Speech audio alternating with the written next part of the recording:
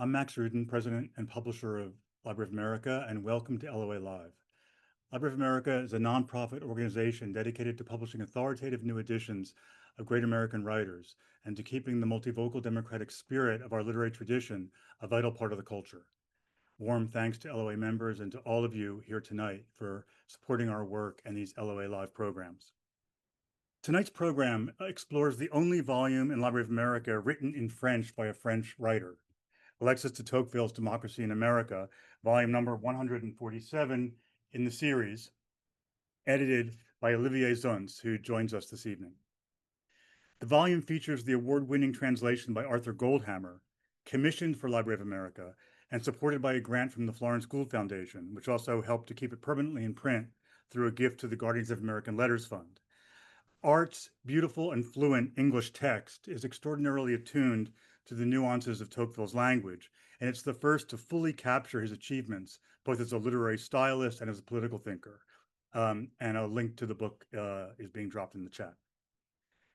In the spring of 1831, Alexis de Tocqueville and his friend Gustave de Beaumont came to the United States to see the future.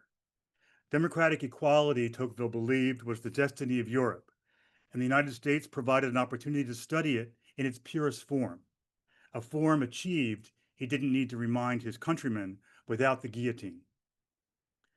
What he saw here, with astonishing penetration, was a turbulent society that seemed to him a kind of controlled explosion that worked not despite its chaotic, boisterous, self-interested, vulgar, commercial character, but because of it. Did it hold the key to a new birth of human freedom? Or would the powerfully centrifugal social forces unleashed by democratic revolution lead eventually to social unraveling and more insidious forms of tyranny? Democracy in America was Tocqueville's complex response, and it reflects both his apprehension and his hope that America might marry great equality and great liberty for the first time in history. So was Tocqueville right? How prescient was he about the strengths and weaknesses, the promise and the dangers of American democracy? And is our answer the same today as it was 50 or even 10 years ago? What institutions, traditions, and mores, habits of the heart is Tocqueville's term, help channel the energies of American individualism toward liberty rather than toward authoritarianism or mob rule? And do they still work? To explore these and other questions, we're joined tonight by an extremely distinguished panel. Joanne Freeman is Professor of History and American Studies at Yale University and a prominent podcast host and TV commentator. Her books include Affairs of Honor, National Politics in the New Republic, and The Field of Blood, Violence in Congress and the Road to Civil War. And she edited the Library of America edition of the Writings of Alexander Hamilton.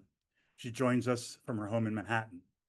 Steven Hahn, Professor of History at New York University, is author of A Nation Under Our Feet, Black Political Struggles in the Rural South from Slavery to the Great Migration, which won the Pulitzer Prize, and most recently, Illiberal America, A History. He will contribute the introduction to The Testimony of Henry Adams Friedman, Hope, Terror, and Exodus in the Post-Civil War South, forthcoming from Library of America in the spring of 2026. He joins us from his home in downtown Manhattan.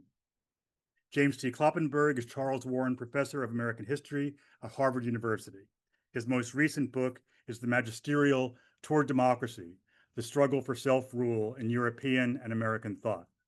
He joins us from his home in Wellesley, Massachusetts. Olivier Zunz, editor of the Library of America edition of Democracy in America, is Commonwealth Professor of History at the University of Virginia. An officer of the French Ordre National du Mérite, he is author of The Man Who Understood Democracy, The Life of Alexis de Tocqueville, and Why the American Century, among other works, and co-editor of the Tocqueville Reader, A Life in Letters and Politics. He joins us from Charlottesville, Virginia. We welcome your questions and comments and invite you to share your name and where you're tuning in from. The Q&A button is on your menu bar. And now, welcome to our panelists, and thank you so much for joining us tonight.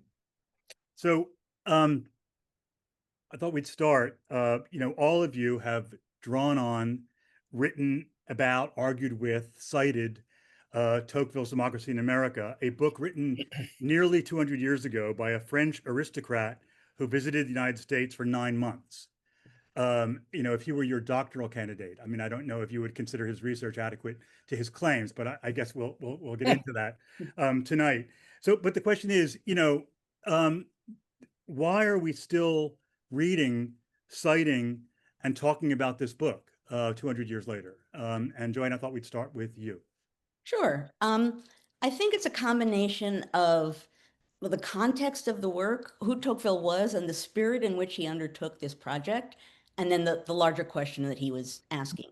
So, he comes to the United States with a sincere curiosity about discovering what he calls the face of democracy.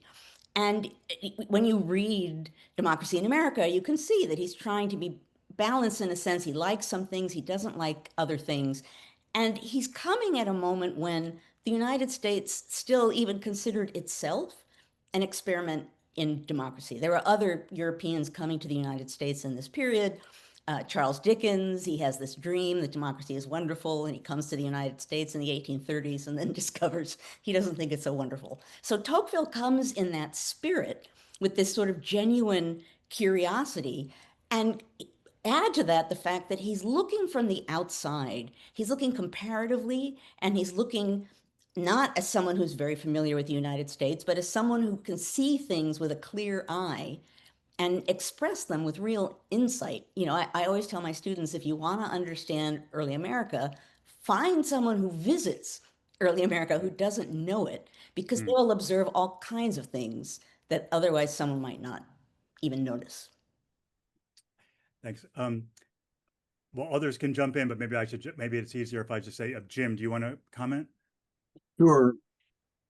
I think the reason Tocqueville is particularly resonant now is that American democracy is in such trouble. He's first rediscovered after World War II, when Americans are filled with self-congratulation and think we're the answer to all the problems that Europe had just gone through. Now we're not so sure.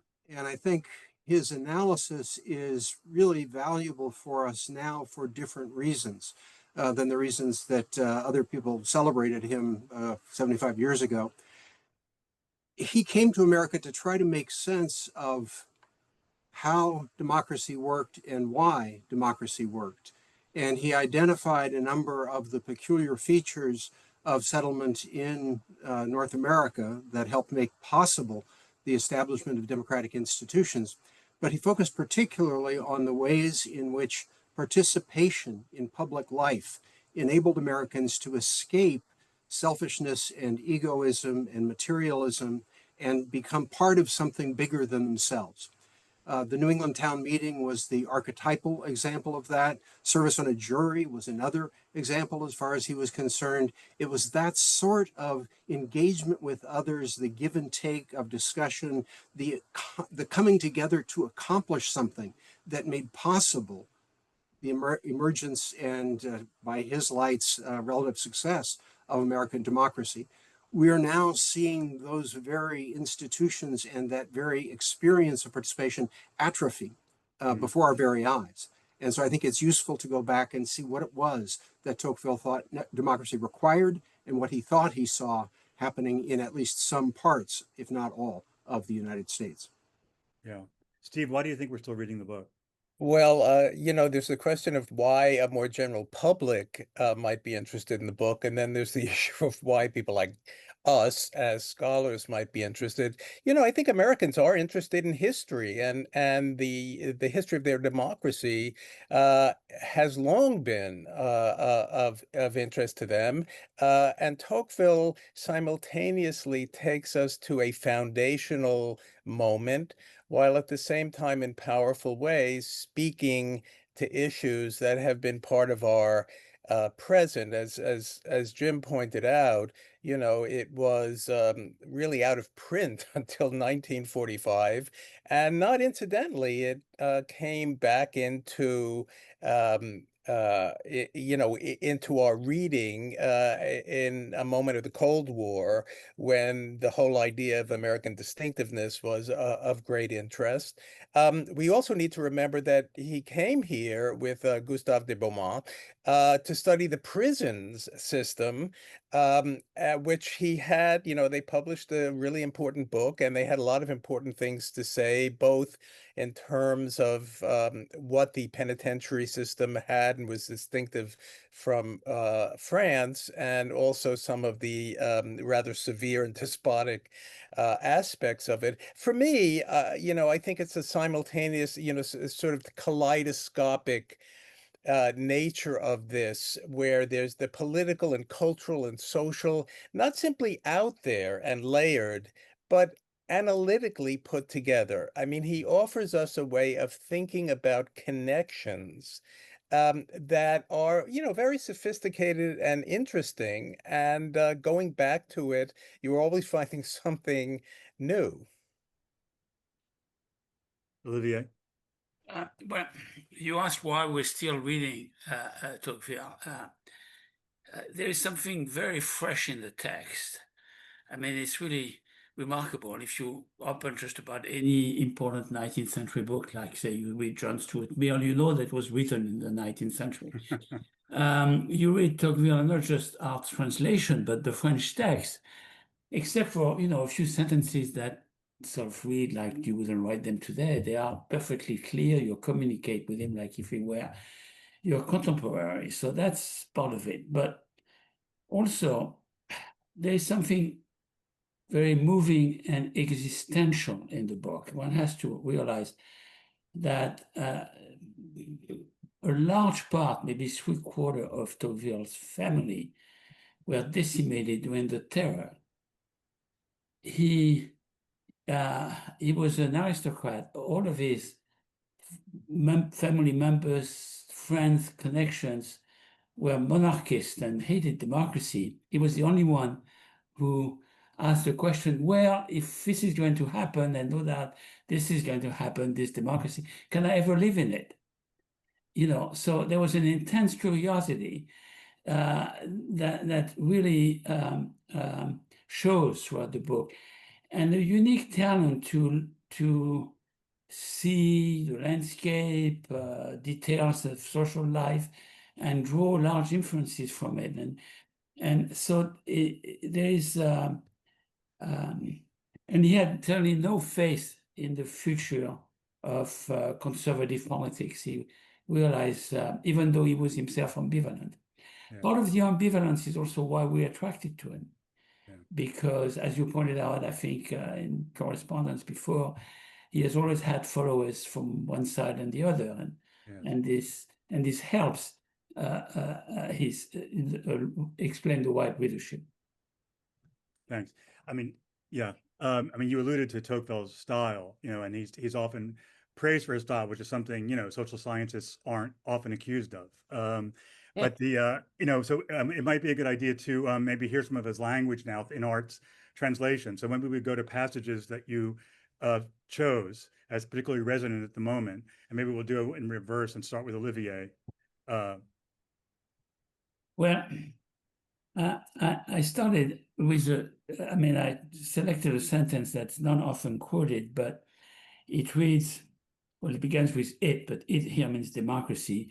And now they begin the sentence: democracy spreads throughout society a restless activity, a superabundant strength, an energy that never exists without it, and which, if circumstances are even slightly favorable, can accomplish miracles.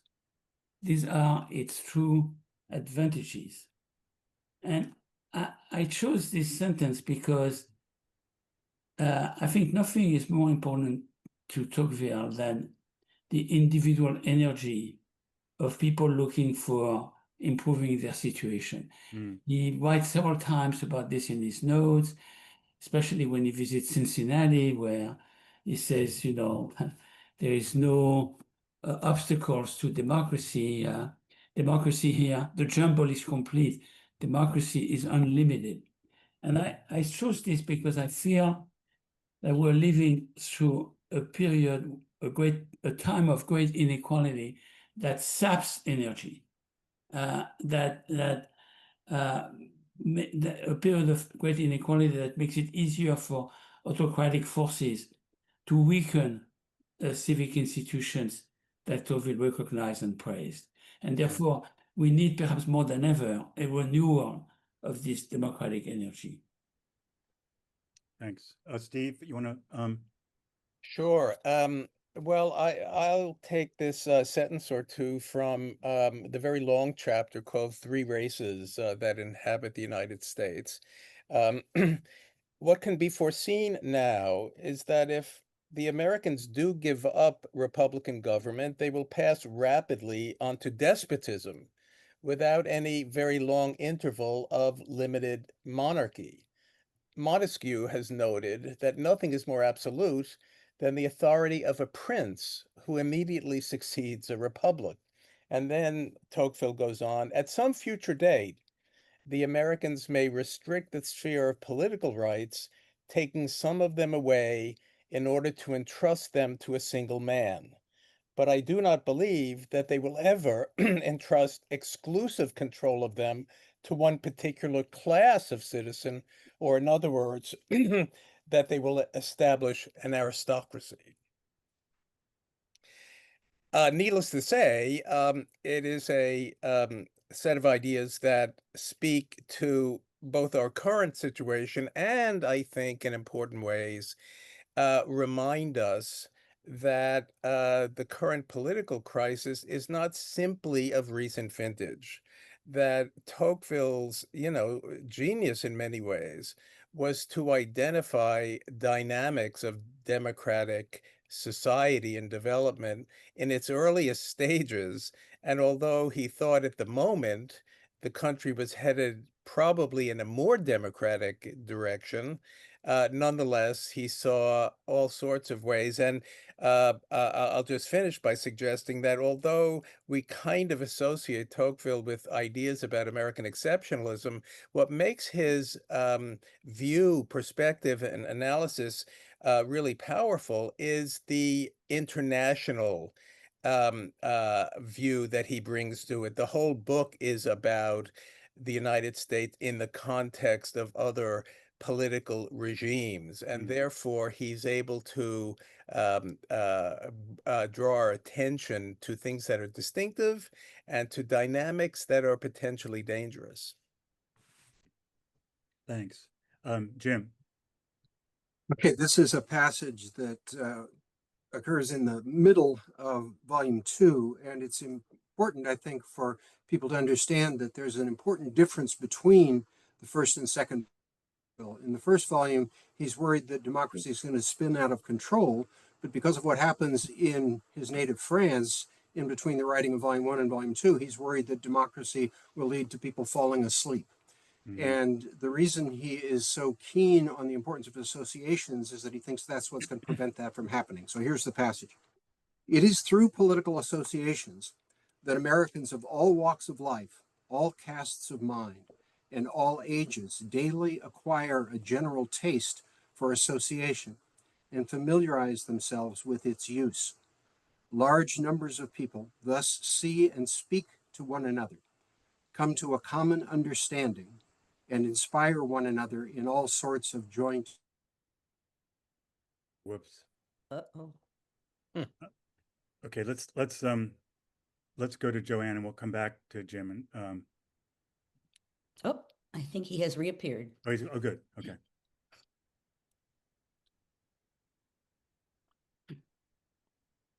Do you want me to continue? Maybe, It'll relate actually to okay. Jim's point. Okay, yeah, we'll come back to Jim, and we'll come back to associations also. Yeah.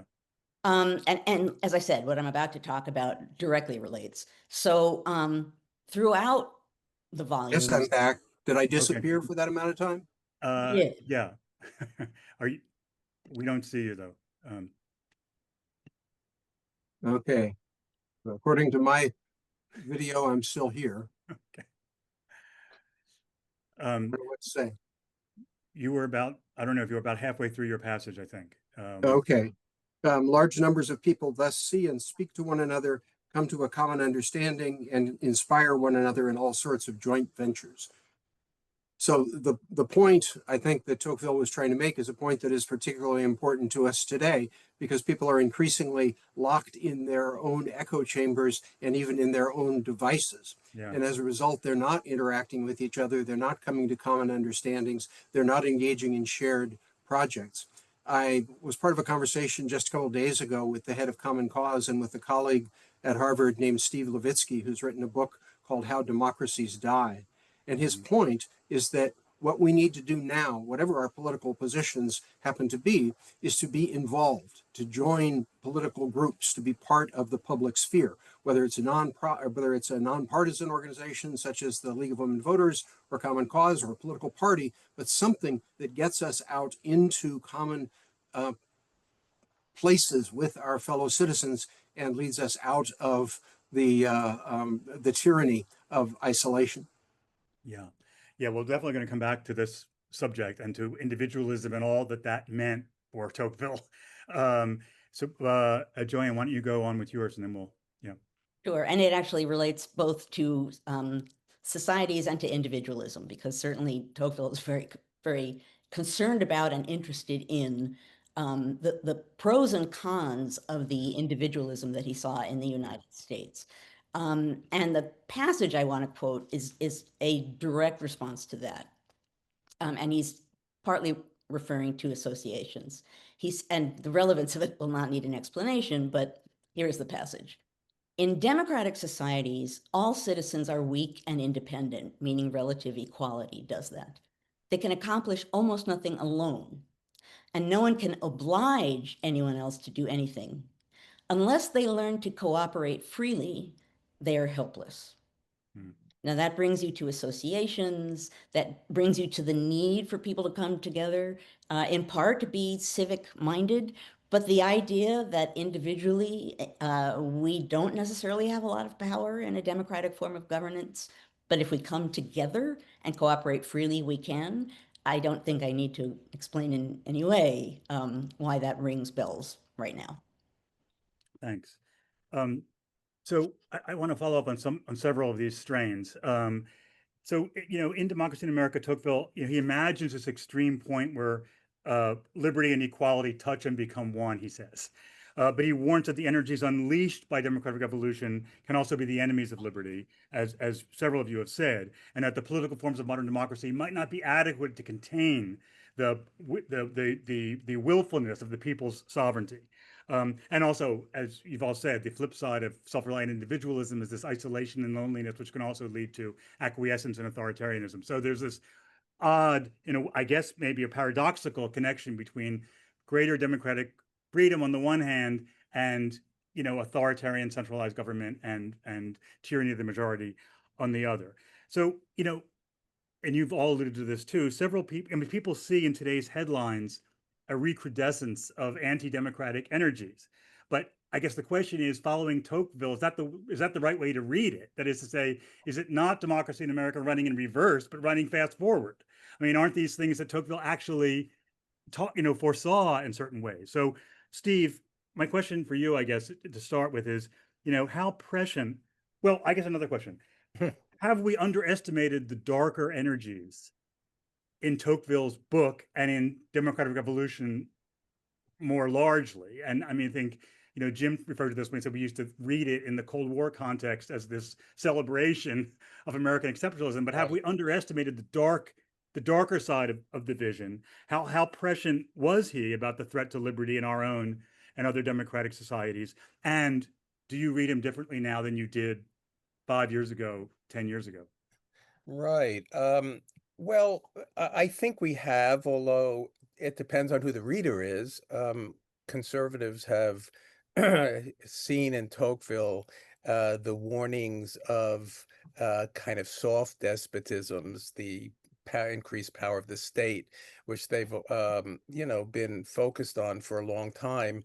I, kind of came to this again when I was writing a chapter in my Illiberal America book on the 1830s.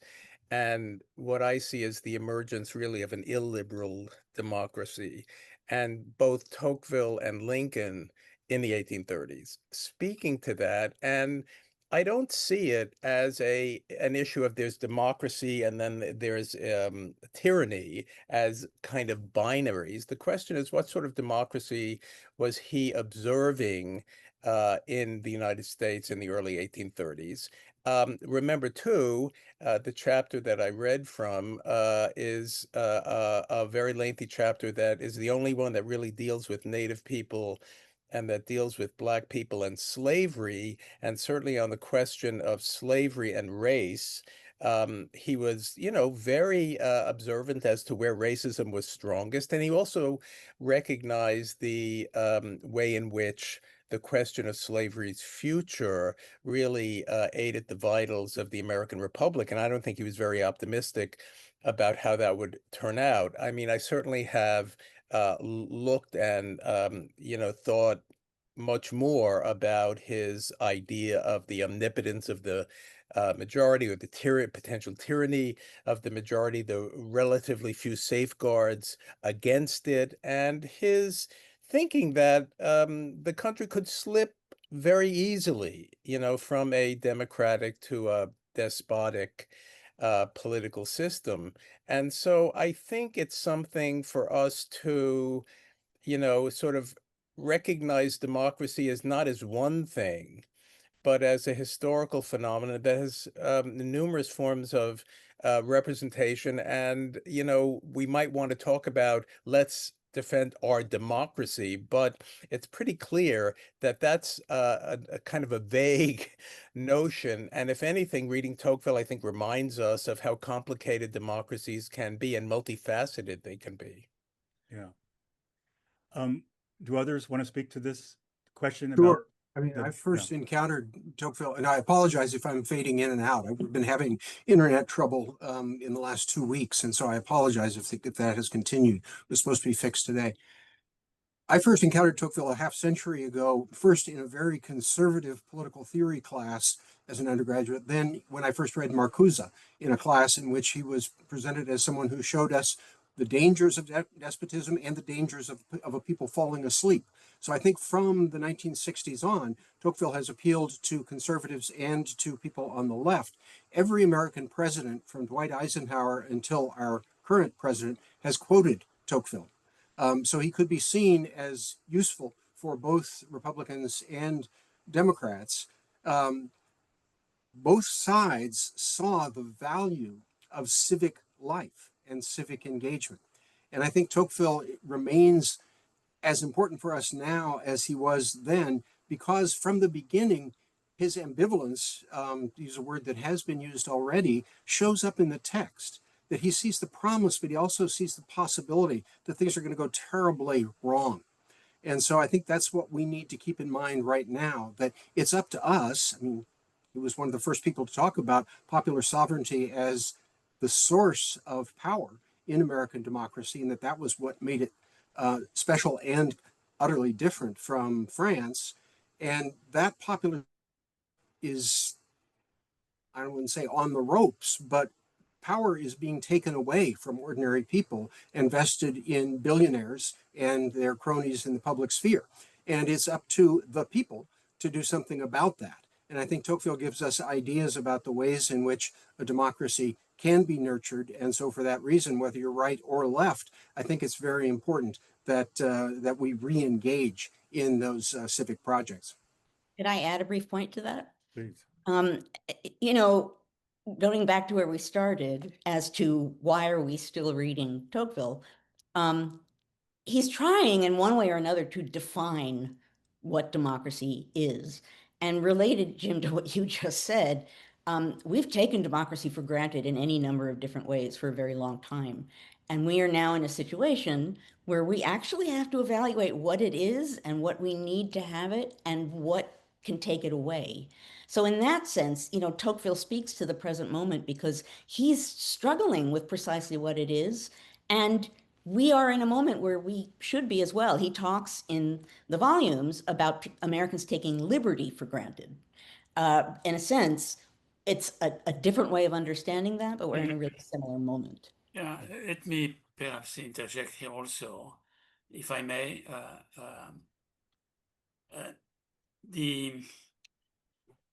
Max, you talked about how Tocqueville envisioned a possibility of a day when liberty and equality would be one and the same.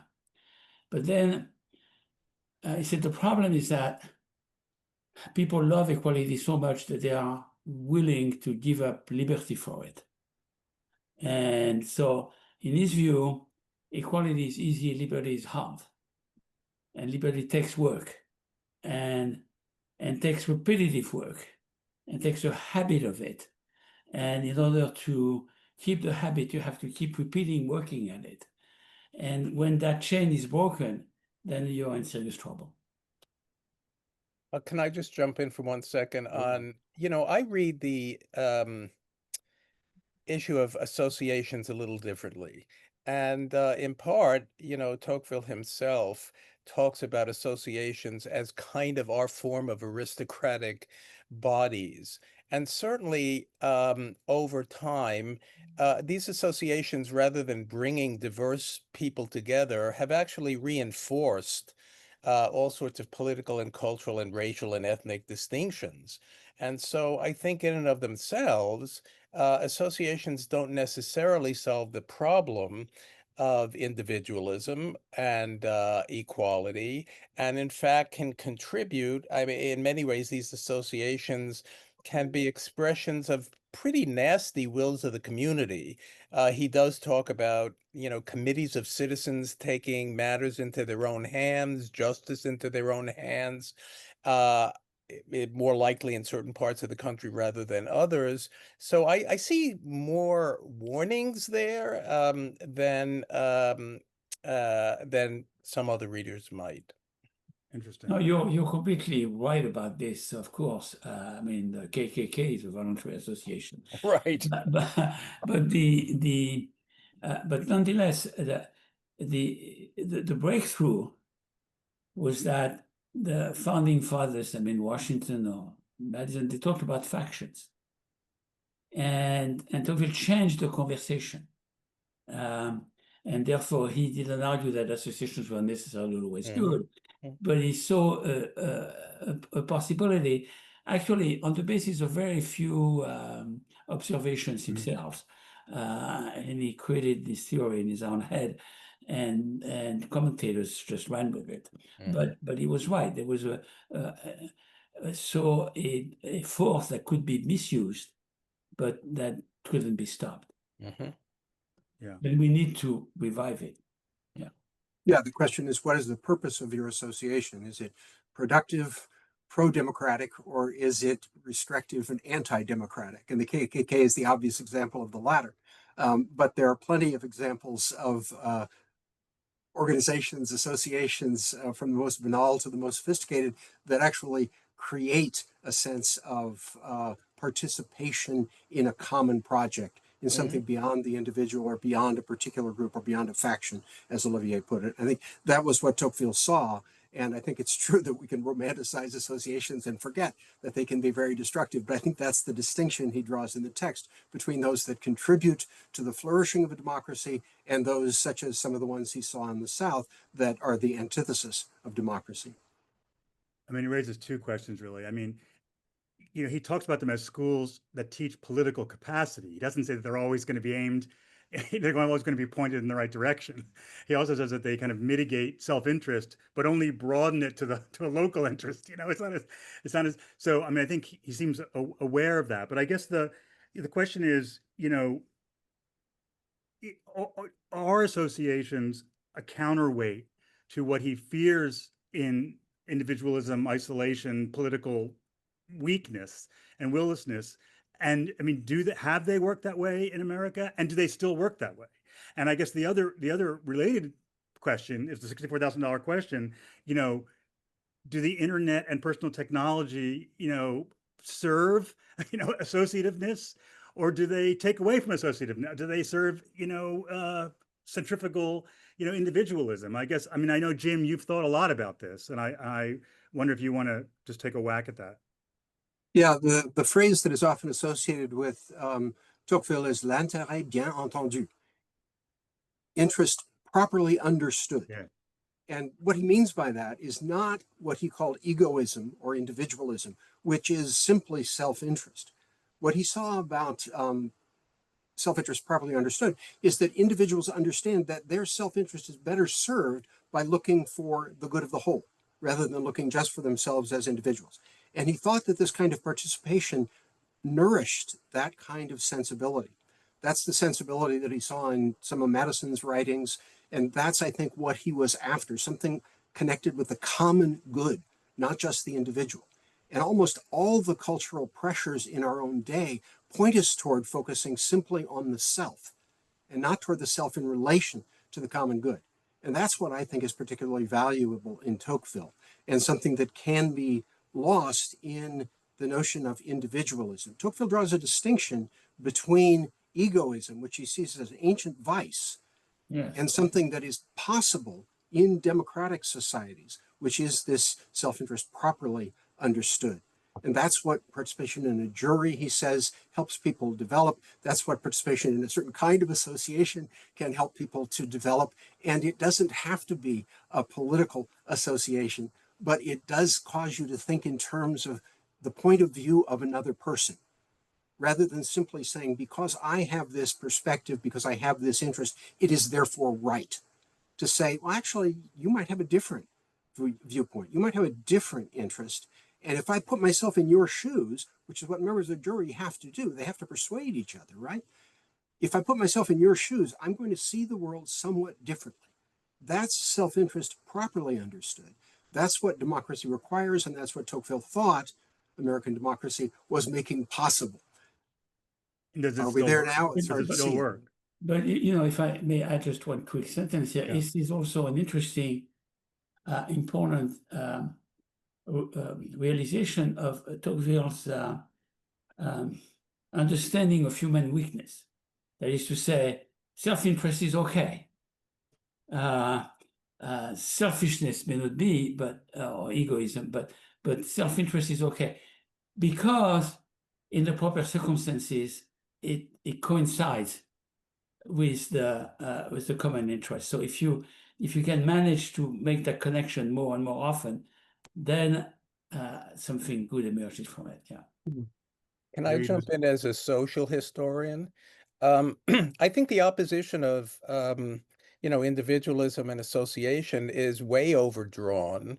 It gives you the sense that in this period or before, people are living out, by themselves out in the wilderness. And this is just not true. I mean, people form settlements and villages, they have connections with each other, and association is a really interesting and broad rubric to describe all sorts of activities that bring people together in small groups and in larger groups. So it's not to say that understanding how equality and the sort of impulses of individualism aren't there. I think they are. But it's to recognize that I think the society, people were organizing themselves by, race and ethnicity, religion from very early on. These communities, wall themselves off from outsiders of various sorts. So I do think that we need to sort of see the kind of associational impulse, community building impulse, however you want to put it, in a way that is just not an opposition between that and, individualism. If I could add Yeah. to that, Yeah. one of the things that he talks about as I suppose both the strength and a weakness of democracy in America is the sheer size, the sheer amount of land, and you're right, people aren't all sitting in the wilderness alone, but the spread of people and the degree to which people do, for a long period of time in early America at least, tend to stay in one place and don't necessarily know what's going on in other places. So yes, they are organizing associations in one way, but if you get bigger than your local community, whether for better and worse, but if, for example, Hamilton belonged to some Scottish society, right? So suddenly he's now communing with different kinds of people, and then the Scottish societies get together and he's meeting people in a different kind of a way. So the idea of just having to get over the sheer expanse of the United States and ways to do it. I mean, this gets back, Max, to your earlier point about the internet and being online and the degrees to which, that does or doesn't affect, it certainly does, the ways in which Americans connect to each other. Whether it's always for better and worse is a different question, but it's the same temptation. Like, look at this, like, look at us here tonight, right? We're here from all these different places. We have all of these hundreds of people here who are engaging with us. This is wonderful, which it is, but there are other circumstances in which this kind of immediate communication could create real trouble. Well, I think Joanne makes a really good point. I mean, you are, the scale of the territory and the decentralization that's part of it. And remember, he always says, when they come up against the idea of the state being strong is constantly defied because it's always losing. Yeah. Well, Steve, you mentioned religion, and that's the other big subject in Tocqueville. The other big, it's central to democratic freedom in his view, and it's the other great counterweight to instability, tyranny of majority, commercialism, self-centeredness, all those things. He says of democratic man, if he has no faith, he must obey a master, and if he is free, he must believe. And I mean, in the book, kind of like family, it's what transcends the desacralized, mediocrity of democratic public life, so to speak. There's a greatness and sublimity there that's not within democracy's scope in his view.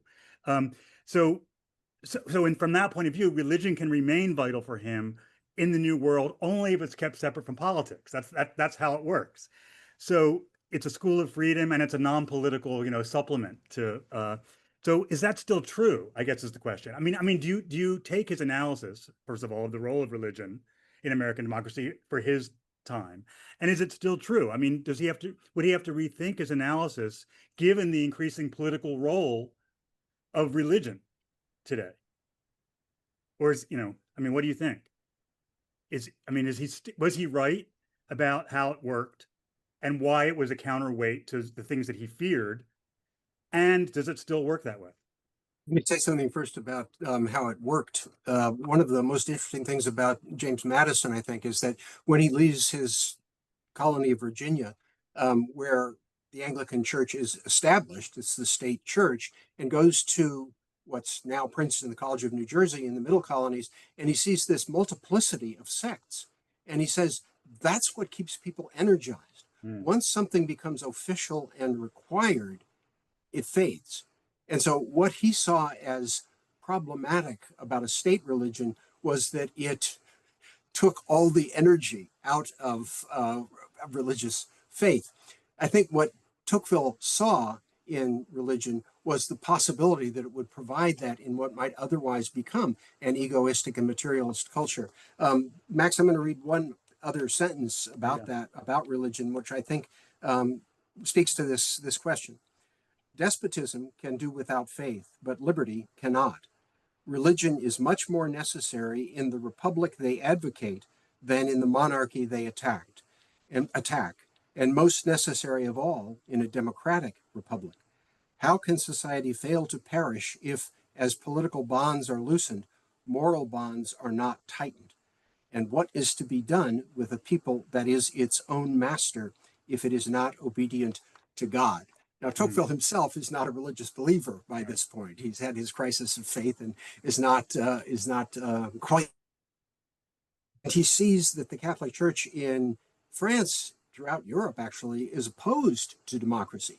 But what strikes him is that the Protestant sects in the United States align themselves with this popular government. And he sees the effects that has then as very productive and positive.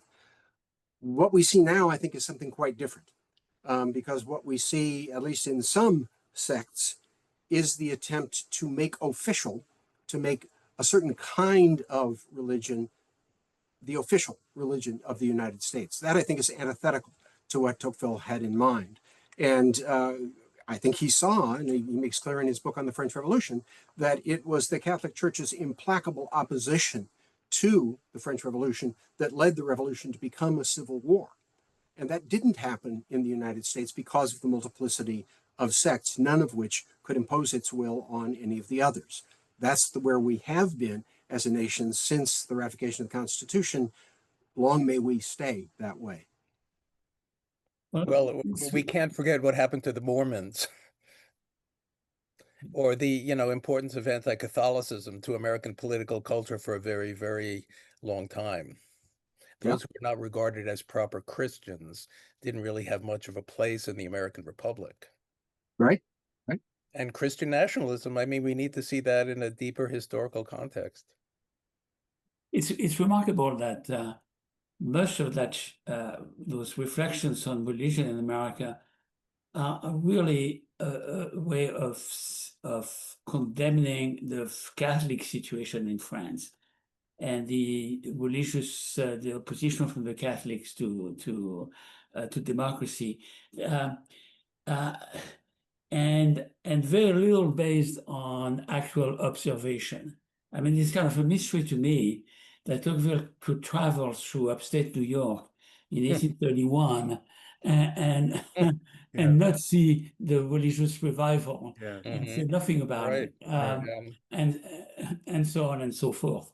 But in the typical Tocquevillian fashion, he had the insight and managed to write it, and it looks like observation, but it wasn't. But it gets at that important thing that we're all talking about here, right? Which is, upstate New York in this period is about choices and variety and different sects and different kinds of religion and people being able to choose where they want to go. And that's the kind of energy that we've all been talking about. That's right. That's right. That's exactly right. Yeah. I mean, Olivier, you in an email were talking about the Constitution. And I just to say, in addition to, associations and religion, the other thing that Tocqueville talks about as a counterweight against the forces of potential authoritarianism and despotism is our secondary powers, which is to say the kind of division of authority and power, because of federalism and other things. In other words, that the role that the aristocracy and the clerisy played in France versus the king is the role kind of that local, so do you want to talk a little bit about the Constitution and how you see that, the role of that in this conversation? Well, Tocqueville was greatly impressed by the U.S. Constitution. He, like the framers, believed that it required an enlightened people to make it to function the way it was designed. But he was so impressed with it that when Tocqueville was on the Constitutional Committee of the Second Republic in 1849, after the Revolution of 1848, he tried to implement American principles in the French constitutions, especially, bicameralism, and of course he failed. I think the ways in which the current neo-despotic autocratic regime is eating away at constitutional guarantees, it would absolutely frighten him, and I think he arrived to this country without any really understanding of the Constitution until he learned it on the go, as people explained it to him in various circumstances, and he thought it was absolutely critical to the functioning of the democracy. And therefore, we have to be, he was right, we have to be super vigilant about this. And I must say that the current cycle of decisions from the courts haven't been very helpful in this regard. If I can add to that, and I feel like I keep piping up with Hamilton because I was the editor of the Library of America Hamilton volume. But he makes a point that's very much along these lines. And he certainly is someone who is a great believer in the importance of people feeling reverence for the Constitution as something that was not just legislation. But he says at some point very early on that it's tempting to sacrifice liberties, and by liberties he's talking about the sorts of things that constitutions protect, right, it's tempting to sacrifice liberties for the sake of security. But once you sacrifice those liberties, you may not get them back. And the Constitution is part of how you maintain the sort of balance or safety of liberties and the freedom that might prevent things being taken away that you then can't get back. I think we look to the states, those of us who are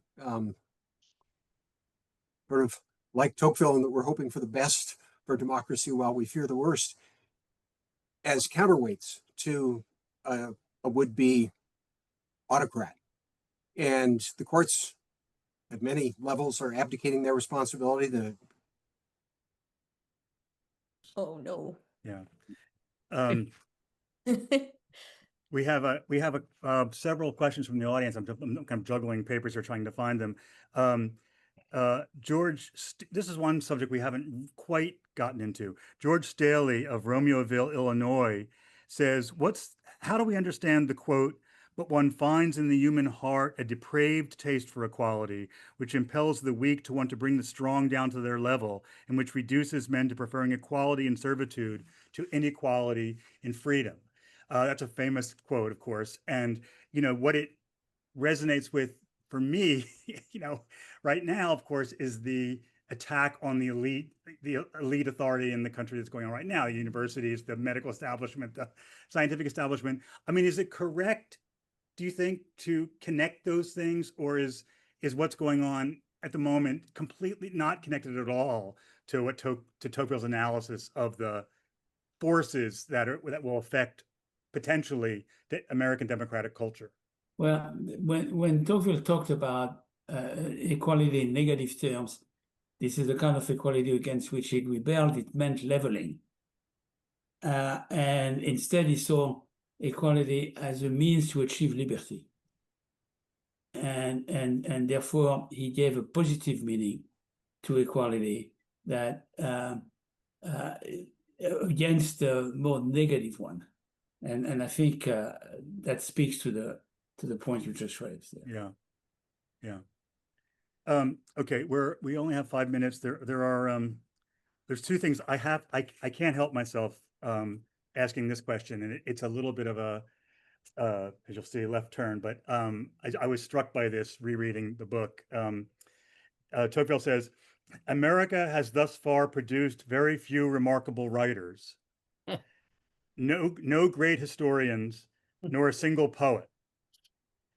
The country's inhabitants harbor a kind of prejudice against literature proper, and there are third-rate cities in Europe that publish more literary works annually than all 24 states of the Union combined," end quote.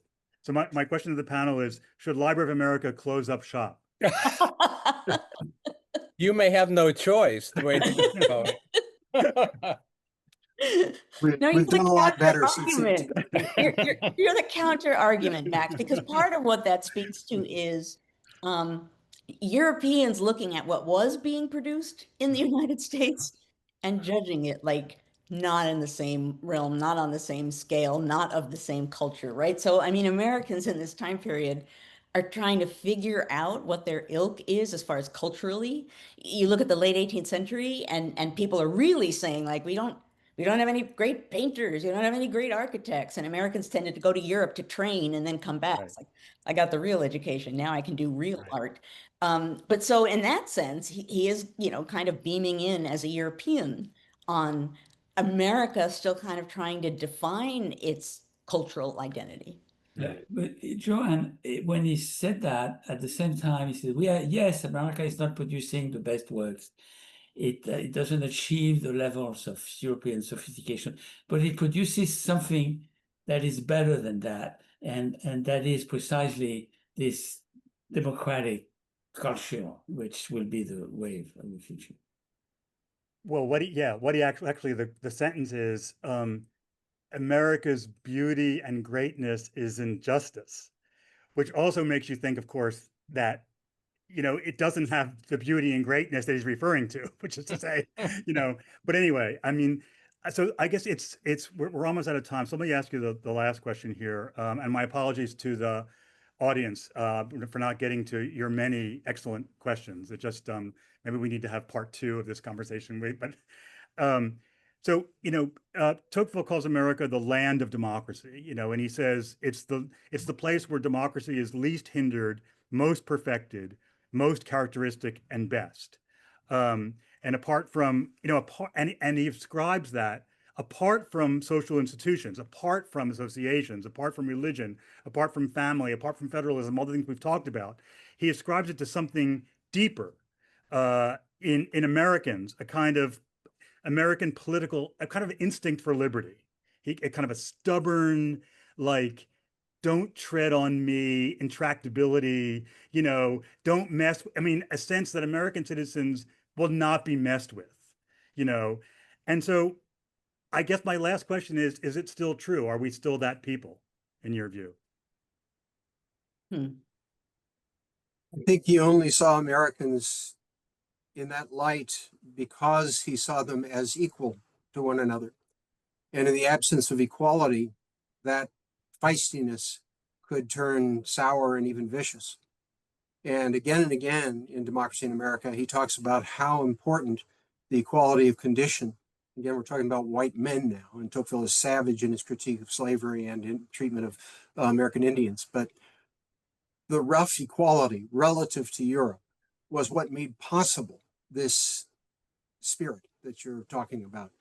In its absence, I'm not sure what we have, which is why I think working back toward greater equality of condition is absolutely the most important thing that democracy in America in the 21st century requires. And equality defined as a sensibility that Americans have about what they can get to or what they can reach for, right? So I think it's tempting to think about equality in a kind of sociological way, but I think he means something bigger. Yeah, and legal as well as sociological and cultural. Yeah. Steve, you want a last word here? Yeah, well, I don't want to have the last word. One of the things, though, that strikes me is, especially when he talks about his schools of freedom, is how much this idea of equality can be tied up with submission. New England towns, the family, religion, even associational life. And it seems to me that one of the things that certainly is powerful in contemporary political society is the interest of people who regard themselves as staunch individualists, are very quick, have no problem submitting to authority that they feel is in their interests. And I think that, like many other things in democracy in America, that Tocqueville had this remarkable ability to put together, um, you know, phenomenon aspects of this democratic culture that were themselves contradictory, but nonetheless made for the whole.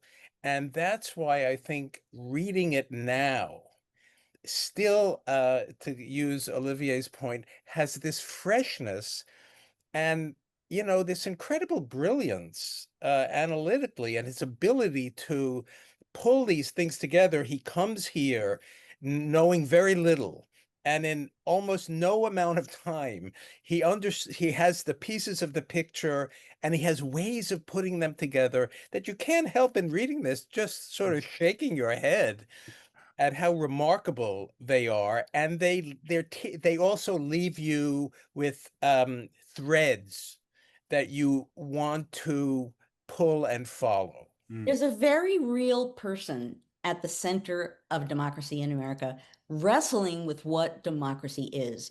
And I think that contributes the freshness of it. I think that contributes the sincerity of it. He is in there talking about what he sees, what he thinks, what makes sense, what doesn't make sense. And that's a really distinctive, loud, wonderful, powerful aspect of democracy in America. Thank you. And thank you all for an incredibly rich conversation. Really, Thank you. really enjoyable. Thank you. You've been listening to Joanne Freeman, Steven Hahn, James Kloppenberg, and Olivier Zunz discuss Alexis de Tocqueville's Democracy in America, volume 147 in the Library of America series, edited by Professor Zunz. I hope you'll join us for future LOA Live programs. Details and links to register can be found on our website, loa.org, where you'll also find information about the LOA volumes mentioned tonight and links to purchase those and other volumes of great American writing. Later this month, please join Alyssa Wilkinson, New York Times critic and author of We Tell Ourselves Stories, Joan Didion and the American Dream Machine, for a 4-part online LOA course, Joan Didion, The Art of Storytelling, exploring one of the defining literary voices of our time, a writer whose elegant work resonates deeply with the truth of contemporary experience. Registration details are on your screen and in the chat. LOA Live viewers can use the coupon code LOA Live 2025 to take 15% off the course price. LOA Live is made possible with support from Library of America members and viewers. We're grateful to everyone here tonight for joining us. Library of America members receive special discounts, invitations to events, and other benefits while supporting Library of America's nonprofit mission. You can learn more at loa.org/membership. Thanks so much again to tonight's panel. I had a fantastic time, and I hope everyone has a great evening. Thanks so much. Thank you.